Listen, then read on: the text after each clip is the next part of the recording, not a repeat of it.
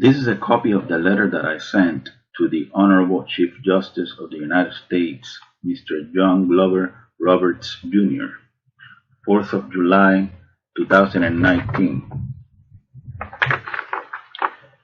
Dear Honorable Justice John G. Roberts, Jr., greetings. If you're holding this letter in your hands, that means that it was not intercepted. That's good. My name is Nizin R. Lopez. I'm a 43-year-old Cuban-American artist based in Miami, Florida. I am contacting you in order to denounce a hideous crime that is being perpetrated against me here in the United States. Contract stalking and electronic weapons assaults sponsored by corrupt folks in positions of power. Yes, I am a targeted citizen. I've been experiencing organized harassment sponsored by the authorities since January of 2011. This thing ruined my life. You might be saying to yourself, what exactly is organized harassment, right? Well, this is not easy to explain, that's for sure. One could say that contract stalking is bullying on steroids. Covert harassment, organized group stalking, or community-based mobbing is pretty much a form of political repression, extrajudicial punishment. Organized stalking is a secret program of the U.S. government designed to destroy targeted individuals emotionally and psychologically through dark neurolinguistic programming and negative aversive stimuli. We're talking here about a multi-layered interagency program.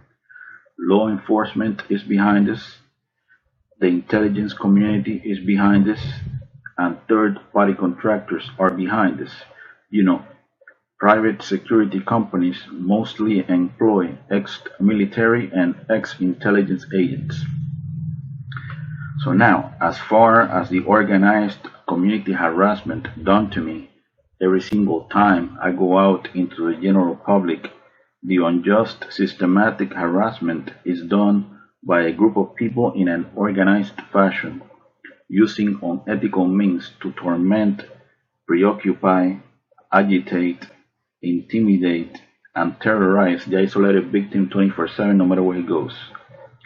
I'm talking here about acts of provocation.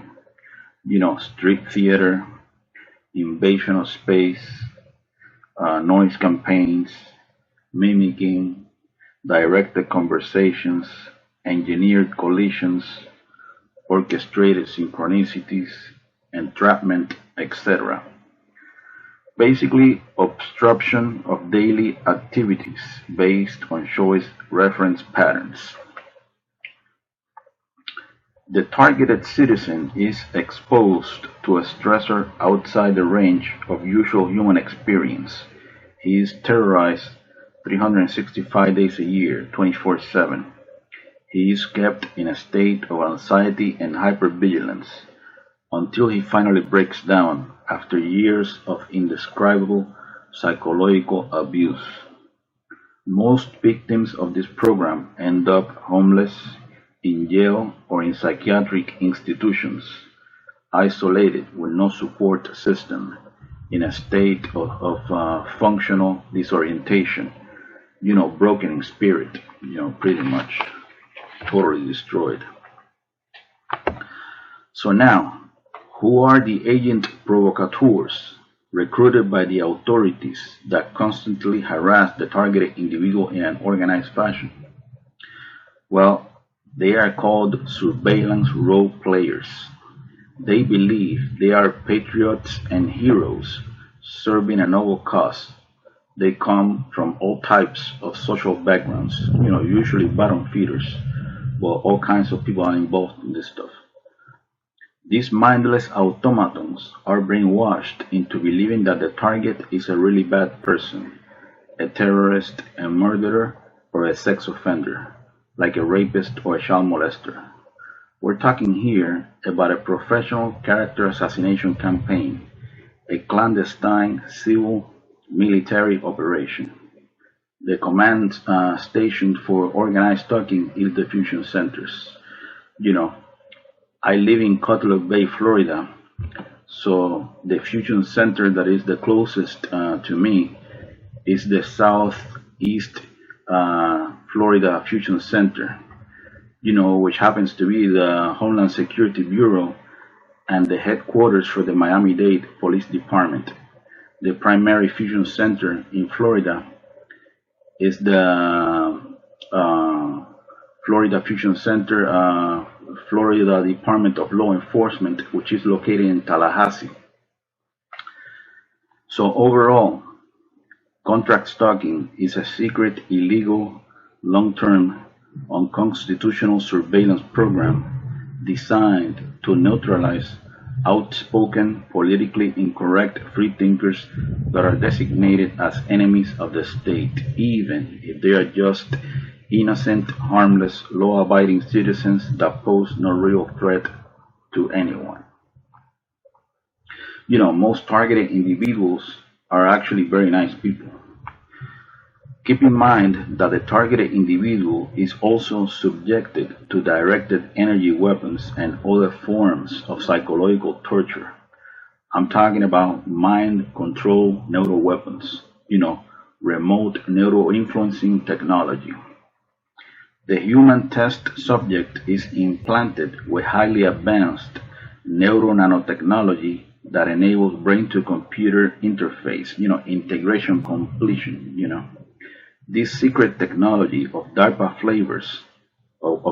flavor enables the handlers to link the target's unique brain signature to their supercomputer.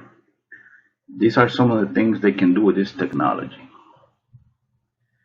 This technology enables the handlers to read the target's thoughts verbatim in real time. They can tap into the optical nerve and into the auditory system. They can see what you see, and they can hear what you hear. This technology allows the handlers to map out all the target's emotional states, especially negative emotions like sadness, anxiety, fear, anger, etc. They can beam these emotions back into the target anytime. They can even Google your memories. This technology can be used to implant words, phrases, images, and motion pictures into the target's psyche or natural stuff. The idea behind this is to make the target believe that those are his real thoughts when they are not, synthetic telepathy. This technology can be used to control dream cycles and sleep patterns. They can deprive the target of sleep. This technology can be used to control the muscle movement of the target, causing spasms. They can also inflict pain in any part of the body. This technology can be used to sexually manipulate the target. It can make the target feel sexual arousal, or it can sort of turn off the target's sexuality altogether. It can also be used to manipulate the hormones of the target, thus lowering and raising estrogen and testosterone levels in women and men respectively.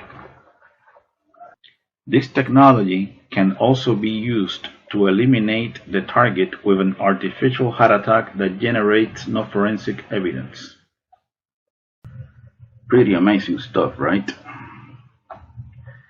All the experiences of the human test subject are stored in a supercomputer that predicts behavior based on past choices. I think the ultimate end of this program is to create a digital clone of the target's brain.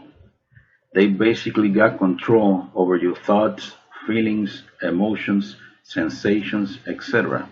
Full spectrum dominance. So now, here's the interesting part. So now, the leader of clandestine operations in the CIA, Elizabeth Kimber, she doesn't know anything about this behavioral modification program, this nasty behavioral modification program. She doesn't know anything about it. Oh, really? Give me a break. The director of the Defense Intelligence Agency, Robert P. Ashley. He doesn't know anything about neurosynaptic chips and trauma-based mind control. The Principal Deputy Director of National Intelligence, Susan M. Gordon. She doesn't know that targeted individuals are being forced to lash out. The Assistant Attorney General of the National Security Division, John Charles Demers of the Department of Justice. He doesn't know about this. He doesn't know anything about this legalized lawlessness. The director of the FBI's Terrorist Screening Center, Charles H. Cable.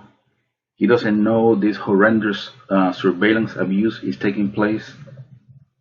The Undersecretary of Homeland Security for Intelligence and Analysis, David J. Glow. He doesn't know anything about these black ops. Of course they all know this is going on. You know, they got mainstream media on a leash so that they don't spill the beans, you know. Mainstream media is complicit. You know, if you're a targeted individual and you send a letter to a TV channel or a newspaper or whatever, you know, telling them that you're being harassed by federal and local police, and, you know, and all this stuff, they will ignore you, and they will say, oh no, you're delusional, because they've been told, they've been ordered not to cover these stories. I'm talking about corruption on steroids here. The puppet masters behind this personality disintegration program will do anything, and I mean anything, in order to justify a multi-billion-dollar national security, counterterrorism, corporate military intelligence, police state complex, you know. Multi-billion or multi-trillion, you know, who knows? Think, for example, about how much money has been invested in projects like the brain research through advancing innovative neurotechnologies. You know, this transhumanism agenda is very big business, obviously. I would like to respectfully clarify, I'm not trying to insult anyone with this letter. I'm not trying to be confrontational in a subliminal way. And no, I'm not trying to demonize the US government. I'm very grateful, you know, that I've been given the great opportunity to come to America. I'm very proud of the American flag. I just want these corrupt, evil people in positions of authority to stop killing me slow motion, you know. I'm not a criminal, I'm not a terrorist, I'm not a serial killer, and I'm not a sex offender. I'm just an artist into old school heavy metal rock. The folks behind this torture program, they've been blasting my psyche since January of 2011 until now. We're in July 2019. You know, we're talking here about years of my life lost, you know. It's very serious. Conclusion.